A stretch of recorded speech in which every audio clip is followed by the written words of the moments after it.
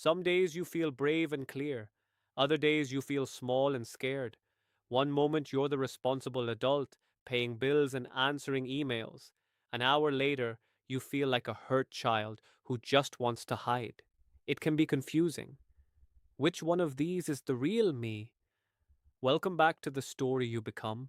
This episode is called Many Selves, One Story. It's about the different inner characters you carry and how to give them each a place without letting any one of them take over the whole book. We often talk about identity as if it's singular. This is who I am. But in real life, most of us are more like a cast of characters sharing the same body and name. Inside, you might recognize a protector who wants to keep you safe, a child part who still carries old fear or longing, a dreamer who wants more from life, a critic who points out every flaw, a caretaker who looks after everyone else, a rebel who doesn't want to be controlled. None of these parts is fake.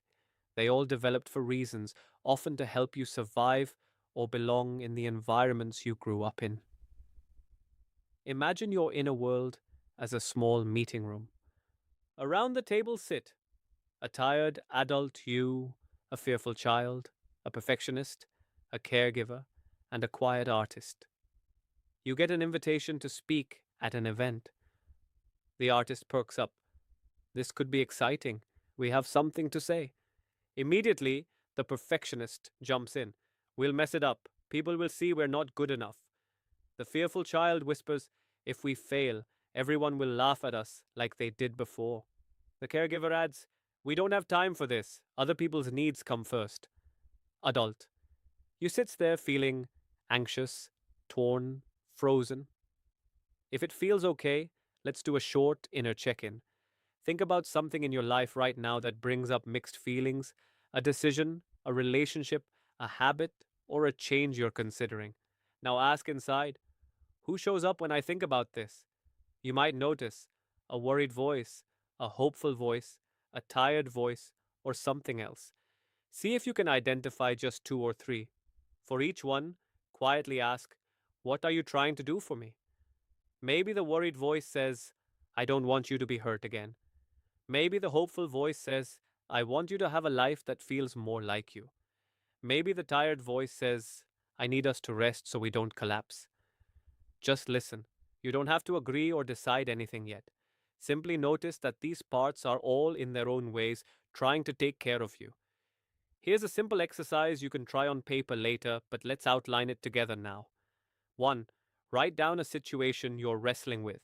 2. Underneath, create a mini script where different parts of you speak. Protector, younger self, critic, dreamer. 1. Let each voice have a few lines. Don't censor. 2. Finally, write as the integrating self, the part of you that can see all of them.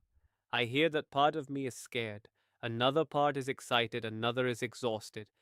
Given all of this, the next kind, realistic step I choose is this isn't about making everyone inside agree. It's about making a decision that takes into account more of who you are. When you do this, your story shifts from being hijacked by one loud part to being guided by a more complete you. It can be tempting to decide that only one version of you is acceptable: the strong one, the productive one, the chill one, the healed one. But wholeness is not about erasing the others. It's about being able to say, yes, there is a scared part. Yes, there is an angry part. Yes, there is a part that still believes old stories. And there is also a wiser, kinder part, learning how to hold them all. Your story becomes less about becoming a different person and more about relating differently to all the people you already are inside. You are not a contradiction to be solved. You are a chorus learning how to sing in something like harmony. Thank you for listening to Many Selves, One Story. Inside you live many voices, many ages, many strategies, none of them by accident. You don't have to choose between being the strong one or the broken one, the adult or the child, the artist or the caretaker. You can be a self that includes all of these. If it feels right, you might spend a few minutes this week writing down the names of three inner parts you notice often, and one sentence each, about what they're trying to do for you. In our final episode of this season, Rewriting Without Erasing, we'll bring everything together: childhood scripts, memory, trauma, agency, many selves, and future you, to explore how to honor where you've been while still allowing your story to move in a new direction. Until then, when you feel pulled in different directions inside, maybe pause and ask, who is speaking right now? And how can I, as the one who hears them all, respond with a little more kindness?